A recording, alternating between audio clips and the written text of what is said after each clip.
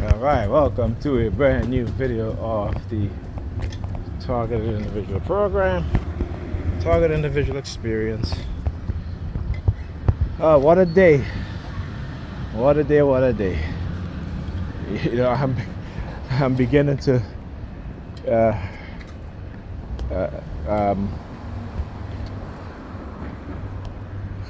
what was I gonna say?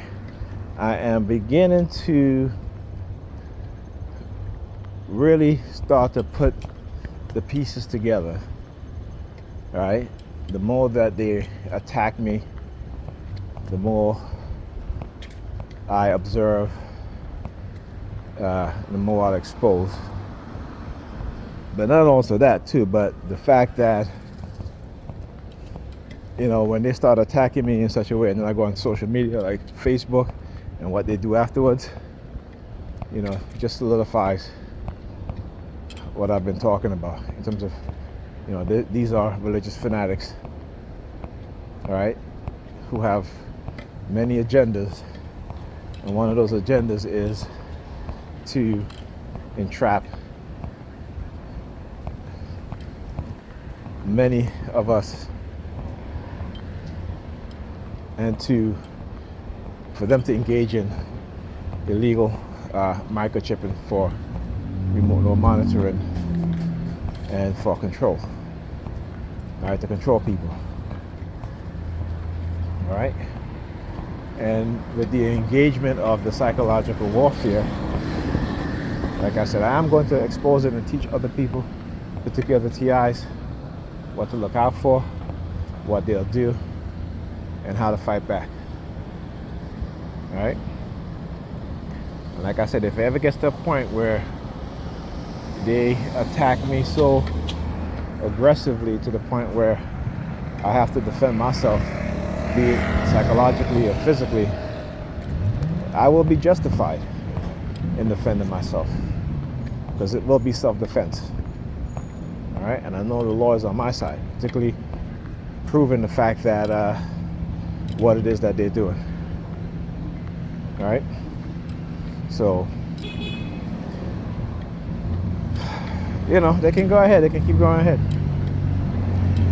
You know, because those who believe that because they're in positions of power, whether it be in the religious institution, law enforcement, government, what have you, you know, what they've done is corrupted these institutions and the people within those institutions to engage in criminal activities and hide behind their religious belief, or their so-called fake morality or false morality, okay? Because if moral people don't behave and act in the manner that these people do, okay? So they're not more moral than anybody else. In fact, they are the least moral. And it doesn't matter what color they are, what ethnicity they are. So when they engage in such behavior, right, then they can't come to nobody and talk about how they have morals and they have you know, all that. Right? They can't do that. And if they do, I'll call them out on it every single time. And this is what they don't like. This is what they don't like. There's two over there. Yep. Put them right there. Yeah. Hilarious. Let's go. I tell you, what they do is that they think that they can create such hatred towards me, such hatred towards me, and also to try to get me to hate, particularly black women, right? That I'll go after a white girl, right? No, thank you. No, thank you. There are not too many white people who are willing to fight to destroy the system of white racism, because they're privileged. The privilege is too great, right? And I said there's not too many, so I understand that they are. Okay, so let's not get it twisted. I said there are not too many. Look. One white girl, two white girls, or whatever. So they'll yeah, keep looking. Yeah. Yeah, yeah, yeah. Hispanic, white Hispanic, right? You're still white. And they identify as white. Look at her hand signal, the palm behind. She does the palm fixation drill. Hilarious, hilarious. Anyhow, but that's what they do, you know. And I always, like I said, I am always thankful when they do something like that I can record it, explain it to you guys, and show you guys exactly what it is that they do, right? So when they try to say, well, this individual is not psychologically affected by this, it's a lie. I'm showing you it's a lie. Okay? I'm showing you it's a lie. Right? And again, the threat of taking up my disability as a means to try to silence me is never going to work. So, you know, like I said, you want to do that, go ahead and do that. And I'm going to keep doing what I do, right? Keep exposing. You know, and every time they do this, it just gives me, it refuels me. It adds more fuel within me, right? You know what I'm saying? It's like they always lit that fire within me. So, you know, I appreciate that. Okay? That's the only thing I appreciate is that when they start attacking me like this, that it lights a fire within me to expose them even more. You know what I'm saying? So, there you go. But that's the only thing. That's the only thing. Yeah, so, what happens? Pam came home, you know, the entire week. She'll call me and be like, hey, you know, I'm leaving work now, what have you. But because I'm going home, you know, can you get a call? I had to call her like, hey, it's 7 o'clock. Where are you? Oh, you know, I just parked and whatever. I'm like, okay, whatever. You know, I was like, I'm waiting for you to call me because I told you, call me when you're leaving work. That way I can leave, you know, because I know you're on your way home. But nope, that's not what she did. She did call me because, again, she wanted to come in the house. They've already gave her the script and what to do. So, you know, it ain't nothing that I haven't experienced before. You know, I just start talking to her back. That's all. And then she gets up and then she walks away. Like, hey, you know, if you can't take it, don't do it. Simple as that. What else? So I recently subscribed to the London website of the Nation of Islam. I was watching Brother Leo Muhammad, and it's pretty funny. But he was talking about Niger and what happened, what's going on in Niger today, Africa today, and you know, it's a lot of things that we, especially as black people in America, we tend to ignore what's being done, not just the black people here, us here, but also in Africa, and the terrorism that has been taking place over the past century, and well, I shouldn't say for the past century, but you know, since the colonization of Africa, and even to this day, all right, and where you have heads of certain countries that are the puppets of the West, and you know, they're pocketing billions. These people are pocketing billions and billions of dollars, okay, and have their people in poverty. You know, and religion is the tool that they use. Religion is the tool that they use to keep the people from waking up, from rising up, from understanding what's going on. Okay. And so what happened in Niger and Burkina Faso is just the tip of the iceberg. Okay, because, for example, the government of Nigeria, they need to go. Nigeria is the most corrupt African country. Okay, they need to go. Okay. That they should be the next to go. Nigeria, the government of Nigeria, the most corrupt. Right? Where you have government. I mean, there's documentary on the corruption in Nigeria is so bad. All right, and on top of that, you can't even. They'll imprison you for speaking against the Prophet Muhammad. And I'm just like, wow. These are black people doing this to other black people.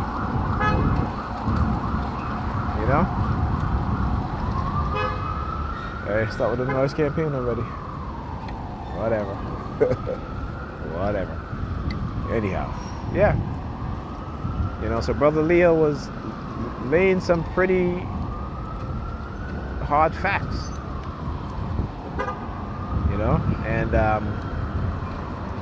And he was digging in on the Arabs, which is the truth. Not only Arabs have committed some of the worst atrocities against black Africans, but white Europeans. Many people don't understand during the Arab slave trade, it's estimated that over 70 million Africans died during the Arab slave trades. Okay? And then the transatlantic slave trade, you add another 40 to 50 million Africans. Okay? That is over 100 million black Africans died in slavery. The Arabs and the white Europeans. That's how many of us they killed, of our ancestors they killed. The worst. But they'll tell you that the Jewish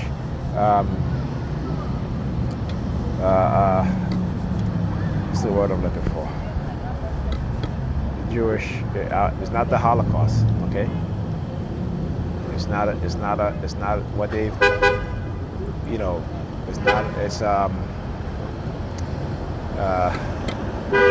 what's the word? All right, so let me first explain. The reason why you should not use the word Holocaust, because the word Holocaust means a burnt offering to God, okay? That's what it means, the word Holocaust. So you should not be using the word Holocaust. There's another word. I can't remember. See, this is what I'm talking about. Sometimes when they're talking to me like this, I just forget certain things. I forget certain things that I should just know. And then there are other things that is so solidified in my mind for the most part that, and I keep saying to myself, the reason why they remain there, even though they may not be a lot, is because they are important. They're so important that my mind has retained them. Okay? So when I talked earlier about Menethil, right, in his history of Egypt, and learning about the Hyksos, and understanding that, in the Bible, when they talk about people having leprosy, okay, lepers and people who have leprosy were people with white skin. All right, that's, what I'm saying, but because again, we're conditioned and educated on this system of white racism, which is based on lies, based on their version, which is lies. Okay? Not to say that there isn't some truth, but the majority of it is lies. Right? So, they again, and they'll get upset because again, and people have to understand, particularly white people have to understand that the Roman Catholic Church have committed the worst atrocities against other white people. Okay? When they spent 1,000 years murdering white Europeans, okay, burning white women at the stake because they were practicing herbal medicine. And they were telling them only God can heal the sick. Go back in your history, learn. The biggest pedophiles on the planet, you'll find them in the churches and within the police department and the security agencies. This is where the biggest pedophiles are, the biggest abusers, the biggest SA, sexual assault. right? This is where you will find them.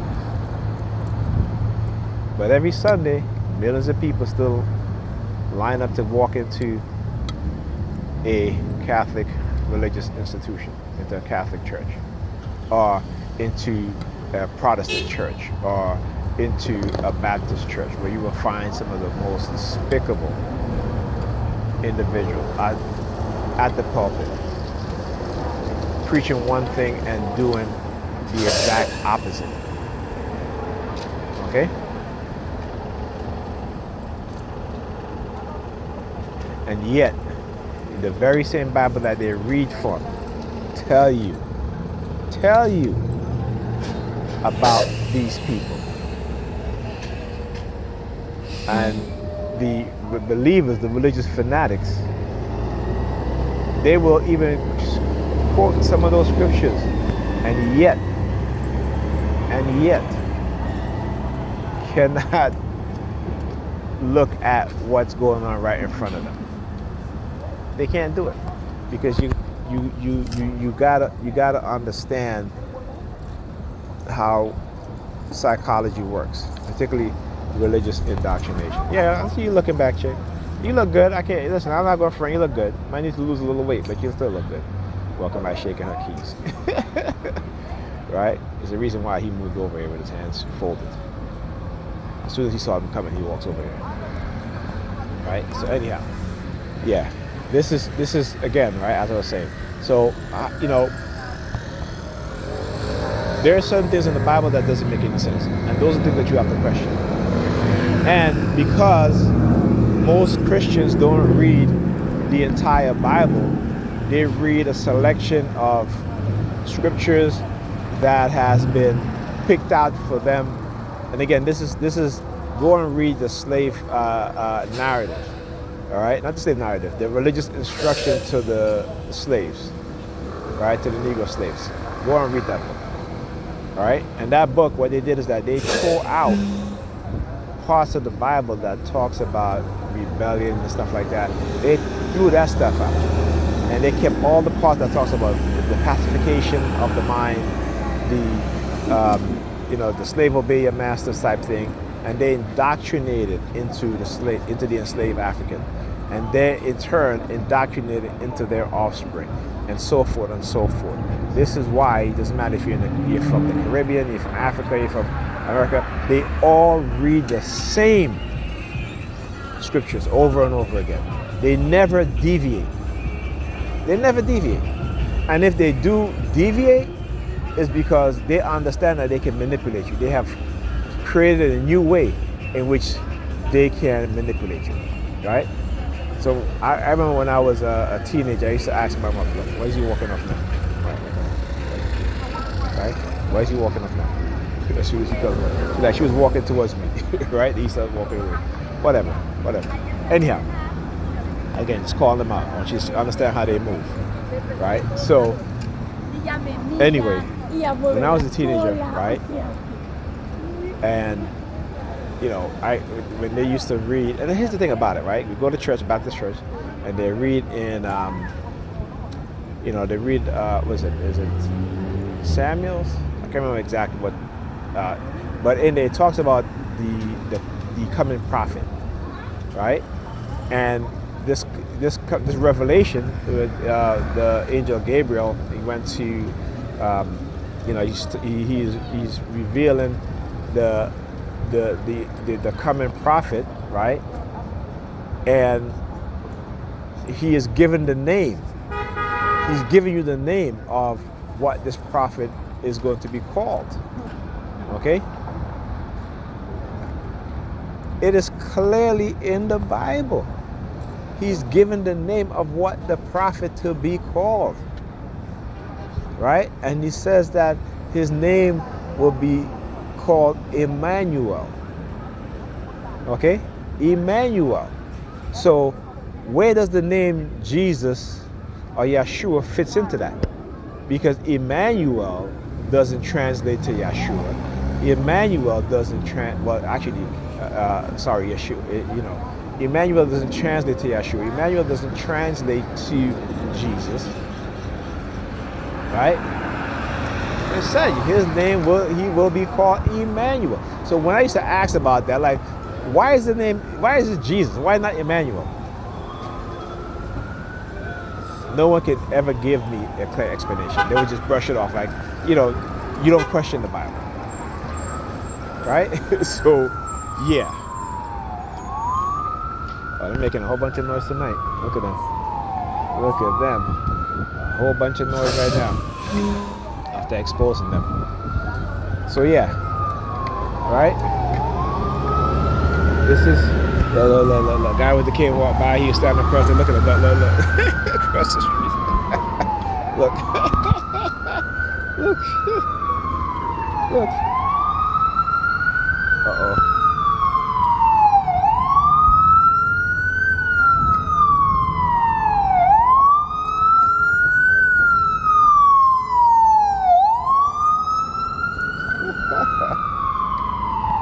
Okay.